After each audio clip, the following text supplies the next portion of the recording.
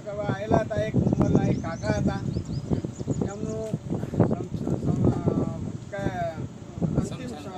સંસ્કારમાં વિધિ કરવા આવેલા હતા અને ભમરા અચાનક કઈ રીતે ઉડ્યા કોઈ ખબર નથી. અરે બધા 25 થી 30 માણસોને બહુ નુકસાન કર્યું, પોતપોતાની રીતે ભાગી ગયા. એ લાશ ઉપર કોઈ માણસ નહોતો અને 4 માણસે થઈ અને એને અગ્નિ સંસ્કાર કરે છે.